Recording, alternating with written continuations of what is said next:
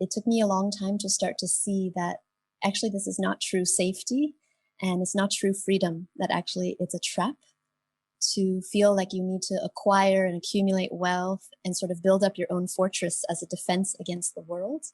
This actually is part of the root of unhappiness. Thank you for listening to this episode of Changes Big and Small.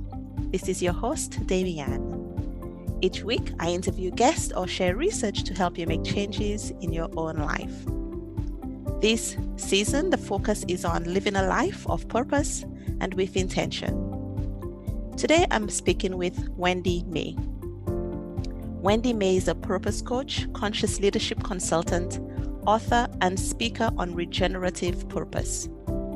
After leaving behind a successful corporate career, she embarked on a heart-led journey of service work in 2015. As a changemaker, she supports the process of soul purpose alignment so we can create a world of work that works for everyone. Welcome to the program, Wendy. I'm really excited to talk to you today because your thoughts on purpose are different to what the conventional wisdom might be. And I'm excited to share this with listeners. Yeah, thank you for having me. I'm glad that we're connecting. You started out your career on the traditional path. What did that look like? My parents are immigrants to the US, and I studied really hard, like most Asian kids, to get really good grades, then went to a good university, worked at a lot of name brand companies, got promoted, got raises, got a condo in San Francisco, all the material success and external achievements. And yeah, about 5 or so years ago, kind of reached this pinnacle of achievement and realized that I was really unhappy actually in my life. And that's when I started to make some pretty significant changes in the way that I was living my life. How long had you been on that path when you decided that you needed a change? I was in different jobs in corporate, both internal in different companies as well as externally as a consultant in a management consulting firm, total about 15 years. That was 5 years ago that I left. Was there a turning point? Can you pinpoint when the discontent or the unhappiness started or when you started to notice it? I would say it was an accumulation of things that gradually built up to the point where I had to make a change because there was a lot of resistance, actually, because everything that I had been taught my whole life was working towards this particular version of success, let's say. And it was really hard to change my mind around what does success really mean and to acknowledge actually that I was deeply unhappy. Even in my own mind, I was sort of fighting with myself and saying, no, but you have everything that you're supposed to have to be happy. Why are you unhappy? It doesn't make any sense. And, you're crazy and all this kind of thing. So yeah, it was a gradual process that looks like it was a sudden change, but that's only because the action seemed like a momentary switch. But everything that happened to lead up to that moment was over years and months of time. Steven Pressfield has a book called The War of Art. And in it, he talks about all of the challenges that we face when we seek to make a change, especially when we're seeking to be creative. I think we can define the word creative quite broadly. It doesn't have to be in music or in the arts. And so you talk about this idea of resistance, which is a big theme in The War of Art. What did that look like for you? What challenges, either internally or externally, did you face once you made the decision for a change? Number one, and I think the same for most of my coaching clients, is just fear of not having financial security. I was taught this is the way to have safety in the world, is to have a good job and to make money, to be independent and not have to rely on anyone for anything, that this is safety and that this is freedom, actually. It took me a long time to start to see that actually this is not true safety and it's not true freedom, that actually it's a trap to feel like you need to acquire and accumulate wealth and sort of build up your own fortress as a defense against the world. This actually is part of the root of unhappiness. It breeds isolation and loneliness and kind of a false sense of security that's based on material things, but doesn't really cultivate that deep sense of nourishment that we have from being connected in community and feeling social support of other human beings. The interdependence that I think that on a soul level we are really craving and we've become quite distant from in modern life. Now, many of us have bought into the idea that you can have everything. You can have that high power job, and you can have the family you want, and you can have the relationship you want, and you could be involved in your community. Talk to me about how you think about that presentation of what life could be like. On some level, I believe that that's true. I do believe that we can create the kind of life that we want, that we can have the experience of life that we want. I think that where we're misguided is that we're led to believe this is represented by symbols like the car, the job, the wife, the kids. We equate having it all with these objects. And the objects that we seek as the symbols of success are actually finite, they're limited. We're dysfunctional in thinking that that is unlimited. This is kind of part of our toxic consumerism and capitalism and consumption addiction, that we think that these things are limitless without cost. And this is actually quite damaging to ourselves as well as to the planet. Your idea is regenerative purpose, and that's the name of your Mhm. book as well. That term was new to me. Could you share with listeners what is regenerative purpose and how does it Yeah. compare with conventional purpose? In a nutshell, regenerative purpose is treating purpose as an experience rather than an object of seeking. A lot of self help paints purpose as something that we need to find or figure out, that it's kind of this fixed entity, sort of a secret mission statement that's engraved on our DNA that we need to diagnose. And that it's just sort of a singular thing, that everybody has this purpose. Your goal is to figure it out so that you can then make a strategic plan to get there, as if there's somewhere to get to. Regenerative purpose is actually the opposite of that. It treats purpose as something that is omnipresent and available to everyone, regardless of your station in life. You don't need a high priced coaching package or whatever to find that. Actually, it's kind of always around. It's more something that we access by breaking down some of the conditioning that we have in ourselves that separate us from feeling the alignment of purpose. Regenerative purpose is named that intentionally because it sort of connotes this fluidity and this cyclical nature. It's a version of purpose that's more aligned with nature rather than sort of human manufactured concepts. In nature, things are cyclical. They're created and then they're destroyed.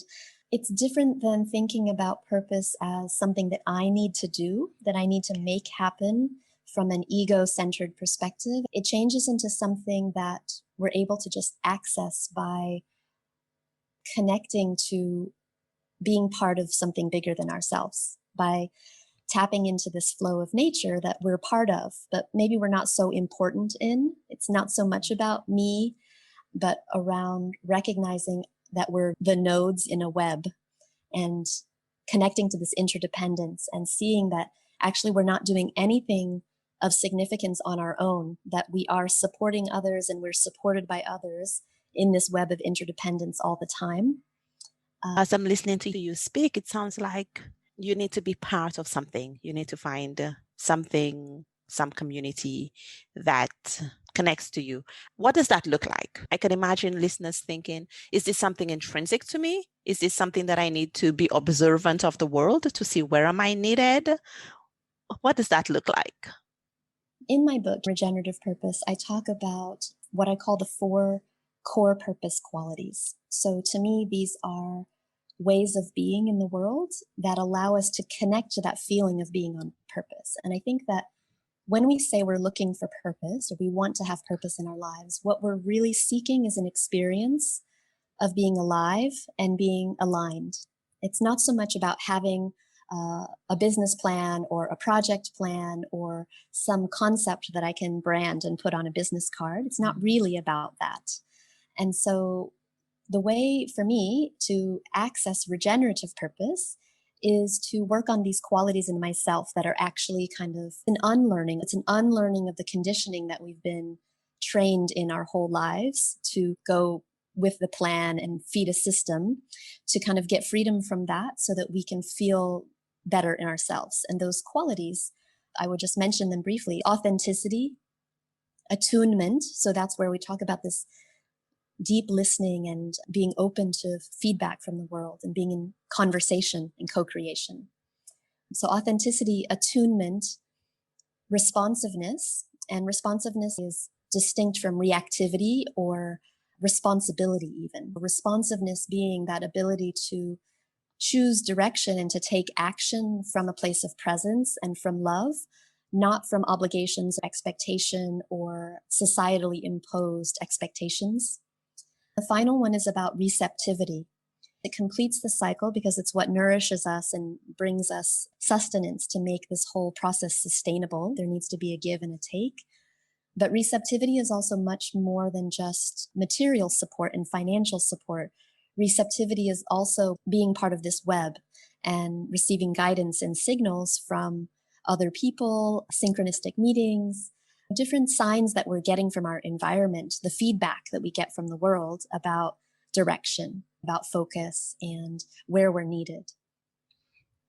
It really sounds like it matters how we show up, the choices we make, and the way that we decide, the intention that we have as we live our lives. What led you to this realization, and how did you come up with the concepts in regenerative purpose? Honestly, I don't think that I came up with them.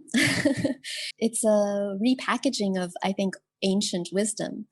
I don't necessarily think that anything in the book is brand new. It's not of my invention. Maybe I have my own way of framing it or putting it into words, but I think that the things that I'm talking about in this book are really old concepts of how to be a human being and how to live in the world that we've lost touch with.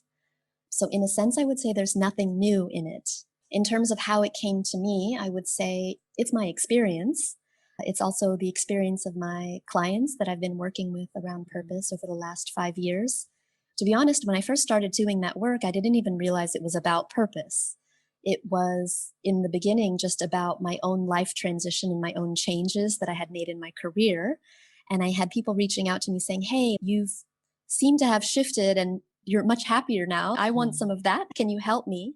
And I said, okay, yeah. I was coaching people basically on life transition and making change. And only looking backwards was I able to see that the theme that was emerging was really what people were looking for, this deeper sense of alignment in what they were doing with their lives, how they were investing their, time, money, energy, capital to create the kind of world that we want to live in.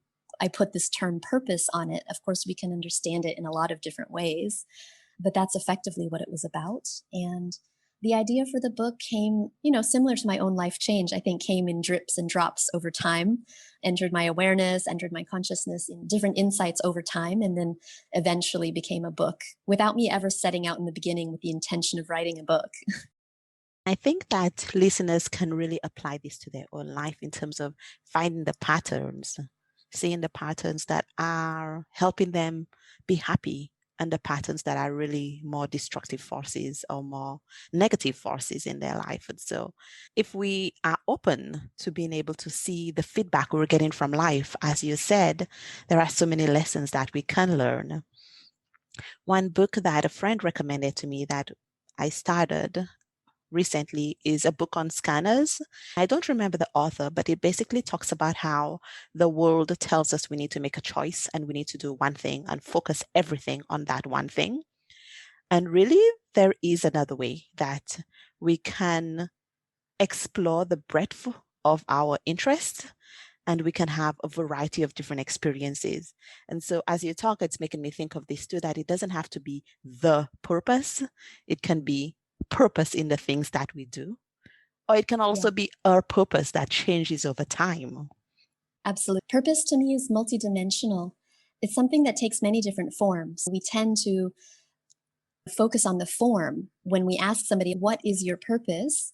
the only thing that you can answer with is something that takes a material form, right? Like, I made a book, I made a podcast, here's this thing that I created. But actually, that's not the purpose. That's just the byproduct of the purpose. Purpose can be served in many ways that are fleeting, that don't take a form. Purpose can be served by a brief interaction that you have with someone in the checkout lane at the grocery store. Purpose can be infused in the way that you parent your children on a day-to-day basis.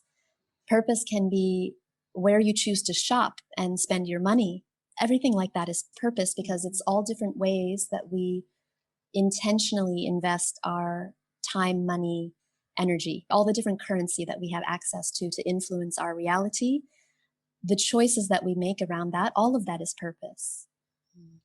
Another term that you use is ikigai, which is a Japanese term. It's interesting because I lived in Japan for 4 years, but I didn't come across the term until recently. In the past couple of years, a number of friends and colleagues have been talking about the word ikigai. What's your understanding of ikigai and how does it connect to the concepts of purpose? Yeah. So it's interesting. One of the bonus chapters of my book that's available on my website is called The Cultural Appropriation of Ikigai. So I have sort of I guess, a bit of a fringe perspective on that as well. I know that it's a very popular term, and I think that it's compelling. There's a sort of a fetishization of things that are Japanese in many ways in modern culture. And there are things that are relevant around the concept of ikigai. But I would say the way that ikigai has been co-opted is a relatively modern application. So yeah, I mean, ikigai literally means reason for being. It's connected to a long line of research around how a sense of purpose and a sense of meaning and a sense of alignment with our external environment supports us, mostly with longevity. It originated with the Japanese doctor who was doing this research on patients who were terminally ill. That was the origination of it. But this sort of 4-part Venn diagram that ikigai has been associated with is frankly kind of made up. Yeah. That's interesting. I think this is not an unusual thing that we see nowadays, where a traditional concept is co-opted and expanded and it's used in ways that were not originally intended. And we have no way of knowing that until we go and do some of the research, which a lot of people don't nowadays. As we speak about culture, how do you identify? You mean in terms of my own background? Mm-hmm. So I am an American-born Chinese and Taiwanese woman. My parents are from mainland China and from Taiwan. So that's my ancestry, ethnic Chinese, culturally American, and currently living in Thailand. I would say I have many multiple cultural influences, largely Asian-based. My family's historically Buddhist. I would call myself agnostic or spiritual. And yeah, I guess in some ways I've become less and less identified with my Americanness over time and see myself associating with a more international community with a different set of values that aren't necessarily tied to nationality.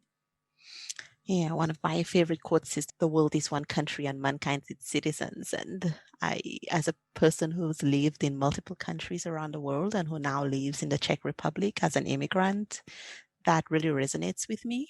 I find it a bit challenging at times because I have citizenship in Canada and in St. Lucia in the Caribbean, and people will ask me about things that are happening in those places. And I don't know when I will live in either of those places again, if I will live in either of those places again. I find it hard to figure out my responsibility and my interaction with each of them. I'm curious, as an Asian person who's not Thai, but living in Thailand, what is that like? I know it can be a bit different if you look similar to people in an area, but you're not from that area. Yeah, it's very complicated. Of course, living in the US, I experienced racism growing up, and that was somehow a little bit more clear But living in Thailand, it's very complicated because there's multiple layers of these kinds of biases that I have to unpack. Being a woman, being Asian, looking Thai, but not being Thai. I've experienced many times people speaking Thai to me because I look like I should understand the language, but I don't. And then I come back to them with my perfect English, my American English, and they're just confused, So it's definitely the body that I'm in and the culture that I've been brought up and the language that I speak messes with people's heads a little. I can see the shock sometimes on people's faces when I open my mouth because it's not what they're expecting. It's an interesting thing. I have fun with it a little bit and try not to take it too seriously. I will say that I have experienced some forms of what I would say race-based privilege relative to my, white presenting foreign friends here in Thailand because of the way I look. It's not quite as overt as the racism in the US, I would say. It's much more subtle, but I do notice it that sometimes if I'm waiting at a food stand to be served, I will be served first before my white friends, So yeah, it is interesting. It's interesting to think about in one body, in one presentation, there can be privilege and there can also be oppression or prejudice or bias at the same time. And I think that's sometimes a difficult concept or a difficult thing for people to think about because we don't do very well with shades of gray.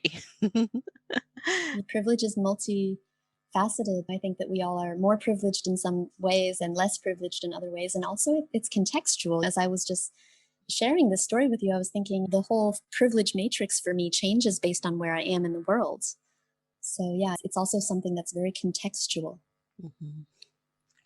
So if we go back to the concept of purpose and living on purpose, as opposed to finding purpose, how can a person go about developing the qualities? Or what is one action somebody can take to be on purpose? This is the tricky thing, right? The hard thing to sell about regenerative purpose is that there is no silver bullet solution. It's really a lifelong commitment. It's a practice, and it's something that we have to kind of have a discipline or devotion to, because like anything that requires practice, it's not something that you can just accomplish and then you're done. You kind of approach it, but you never reach it or finish it. And there's going to be movements in your life that take you further away from it. And it's a practice of having to recenter, rebalance, and reconnect with it always. For me, it really does center around these qualities that I mentioned before. And in my book, I actually talk about how each of these 4 purpose qualities is broken down into different dimensions that are inner and outer, as well as the interface between the inner and outer layer of these qualities.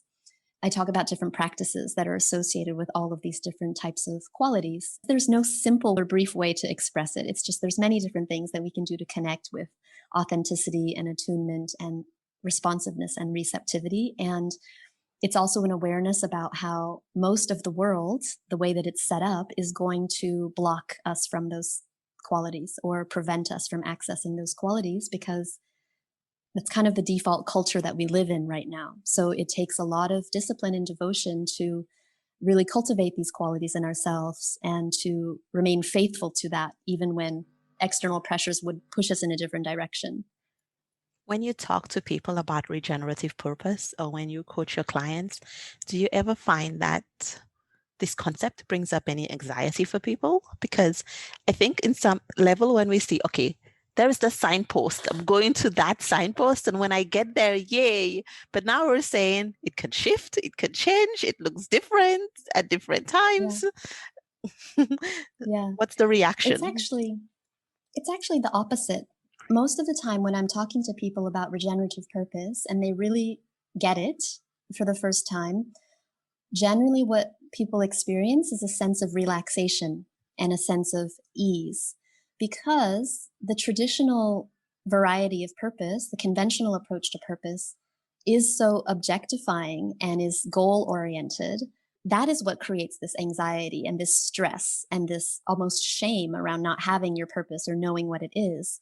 But when people really understand what regenerative purpose is, it actually invites them into this sense of, kind of this exhale. There is this relief that comes from knowing that purpose is available to us all the time and that we can access it without having to try so hard to achieve something.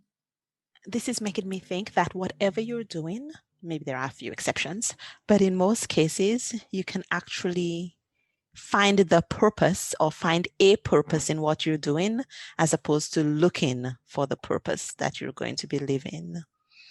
Yeah. I like that. It's a bit of a mind shift, but it helps you have a different stance in the world, a different way that you interact with people and with whatever it is that you're doing. Yeah. And I think actually what it does is it supports sovereignty. It makes us less susceptible to have our time, money, and energy co-opted by other forces that would use us for their own purpose. Having this perspective actually makes us, ironically, I talk about the fact that regenerative purpose is about interdependence, but regenerative purpose also gives us more of our power back in terms of not subscribing to a program that has been written by someone else.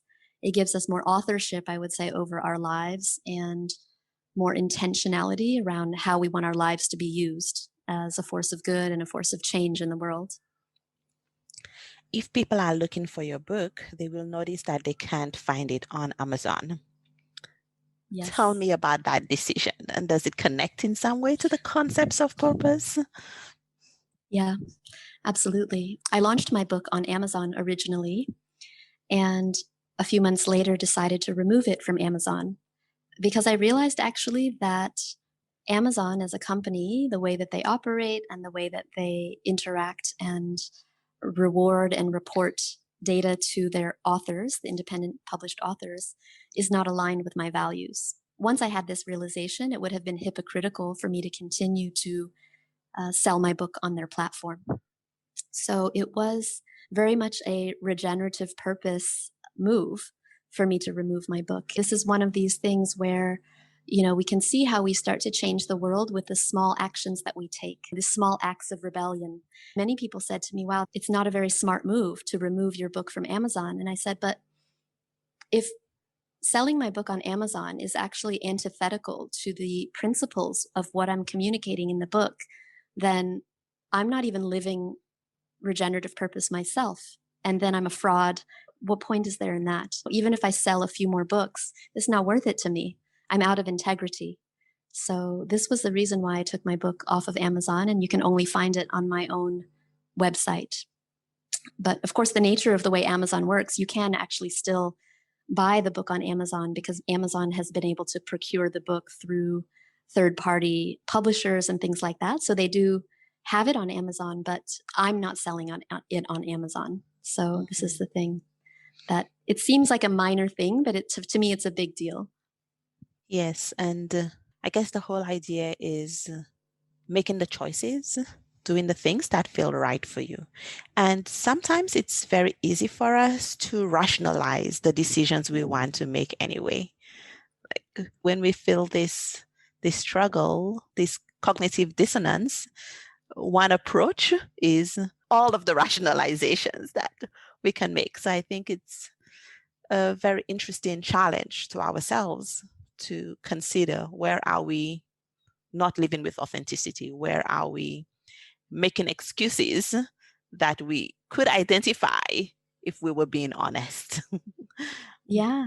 And it seems almost kind of pointless to take my book off of Amazon, that it's not going to really make a big impact. But this is the whole point of what I'm saying in regenerative purpose. If we collectively all took small actions like this, it would make a big difference. Around the time that I removed my book from Amazon, I also wrote a Medium essay around why I'm leaving Amazon. I launched a mini social media campaign to get all of my friends to boycott Amazon as well. So, maybe a half a dozen people decided to cancel their Prime accounts because of me. But, that's still something. And if those people talk to two more people, there are ripples in a pond that happen from these small actions that we take, especially if we're transparent with the people around us about the principled decisions that we're making or the sacrifices that we're taking with intention, that we make these decisions consciously. We start to make other people around us question the same things, whereas they might not have had awareness before. I have to admit that the first time I heard the Mary Oliver poem, and there's this one line, "What will you do with your one wild and precious life?" And I have to say, this gave me a bit of anxiety because I was like, my one wild and precious life. But as I think about it doesn't have to be what will you do with your one wild and precious life. It could be what will you do with your one wild and precious life. Like it could have a very different tone around it in Yeah. that life is precious. What are the Yeah. things that matter to you in terms of what you're doing? Are you doing things that sit right with you, that feel right? So it doesn't have to be that it's a big thing. It could even be those tiny things, those tiny actions. Connecting to the idea of action, I don't know if this is discordant to ask you this, but could you share a challenge or an invitation with listeners around the idea of purpose? Yeah, the challenge that I would give is to ask people to consider how their purpose actually doesn't belong to them. Because we often say, my purpose and your purpose. The invitation is to reflect upon how purpose cannot be mine and cannot be yours. It is necessarily ours, that this purpose that we talk about, if what we're really up to is making a positive difference in the world, it doesn't exist in isolation. It doesn't exist in a vacuum or in my own mind or as a concept that I can hold individually. So yeah, this is the question that I would invite people to reflect on is, how can you see that purpose doesn't belong to you? I will share all of your links in the show notes, and people can learn more about you and more about your work. You tend to be Hey Wendy May everywhere, so that's easy enough to find. And Yeah. heywendymay.com, regenerativePurpose.com. All of those links will be in the show notes. As we end our conversation today, is there anything else that you would like to share? Any recommendations or suggestions or anything else that's on your mind? No, not really. I guess, for me personally in this time, just been very challenging, I think, for many of us. What I'm feeling into in this exact moment is just calling to be a bit still and to be patient with the process and wait for further instructions from life, I would say, because it feels like, for me at least, I don't know if this is the case for others that are listening, but I feel a lot of heaviness in the last months and especially the last couple of weeks. And there is a little bit of confusion, I guess, about the next step. And if I'm practicing regenerative purpose, I am reminding myself also that these moments of pause and these moments of confusion and sadness and anger, whatever is coming up right now, are really necessary. And they're really integral part of the process. So I guess a little bit of a note to self and anyone else who it might resonate with to just, take that breath, that pause, and to trust the process and to be open and to listen and wait for further instructions about how and where your life is best used. I am going to ask one more question. What's bringing you joy right now in this time, at this moment? Connecting with nature. I'm really blessed that I have access to nature. Also, my cat. I have a cat who I live with, my COVID companion.